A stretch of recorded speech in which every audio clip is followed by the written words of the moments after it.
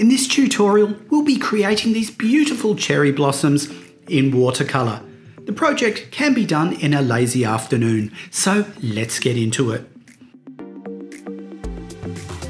We don't need a lot of materials for this project. Some paper, and this is the Mont cotton watercolour paper in A3 sizing. Of course we'll need some paint, and we'll be using this 21-piece watercolour set. It comes with a water brush, and we'll be using this for the whole project. To transfer the image, we'll be using a 2H and 8B pencil. We'll also need some water and some tissue paper. We are using a timber painting board to hold our paper, but this is optional. The first step is to transfer the image onto the watercolour paper. You can find this reference image on our website.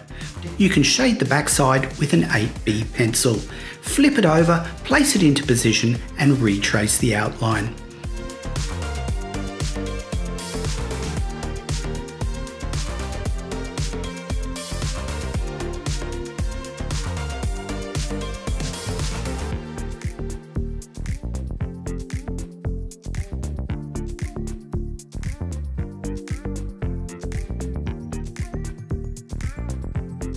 For the painting step, we have supplied this colour guide of the finished painting for reference. It's also a good idea to use an old sheet of watercolour paper beside you to test any colours on before you commit to the work. Once the outline is traced, fill up the water brush and create a watery mix of sap green with a little bit of yellow ochre and a very small touch of scarlet. We can then cut in around the cherry blossoms. We have roughly applied the paint to create a more textured background and have transitioned the colour so that it lightens the closer we get to the top. This just adds a little more interest than if it was a flat colour.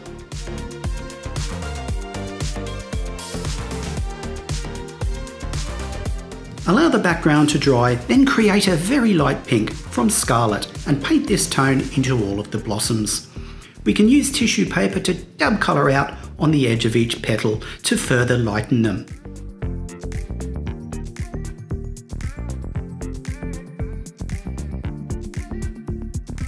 Allow the first coat to dry, and then we can add more red over the top to darken the flowers in areas.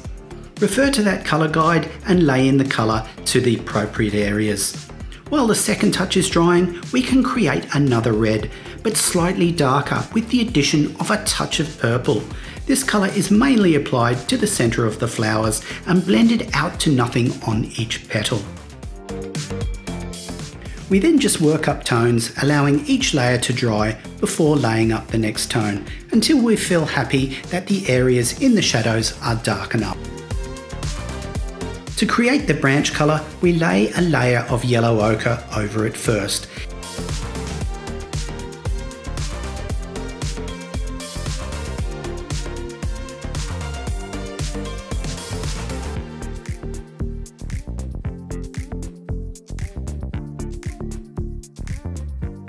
Allow this to dry and dry brush some burnt umber over it. To dry brush with a water brush, charge the brush with paint, then wipe the excess paint onto a tissue and lightly drag the paint onto the surface of the paper, allowing a little bit of the underlying colour to show through. To get a nice vibrant green for the leaves at the end of the branch, we first paint them with a medium yellow. Once this is dry, we can lay some sap green with a touch of yellow ochre over the top. While we have the green, we can water it down and lay it over the branch so it has a very light green tint over it.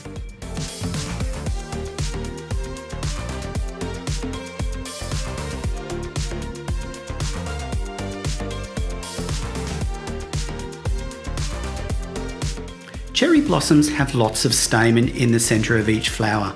To suggest these, we create a watery mix of scarlet and create thin lines emitting from the centre. Don't make all these lines straight, as they look more realistic if they are at differing angles.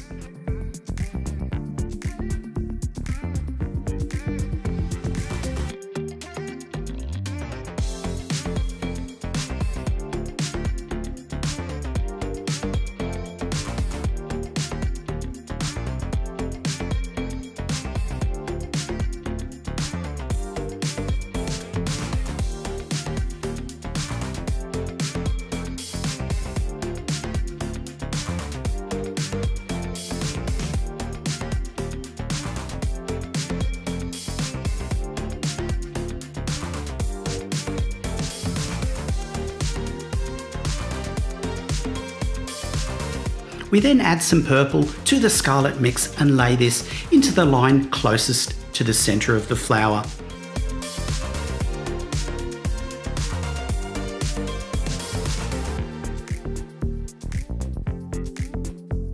At the end of each stamen is a small pollen-producing round-shaped object. This is called the anther. To suggest this, we dab a small amount of paint onto the end of each stamen. Allow this all to dry. The final step is to pop a small amount of red into the middle of each brown spot we just laid down on the anthers.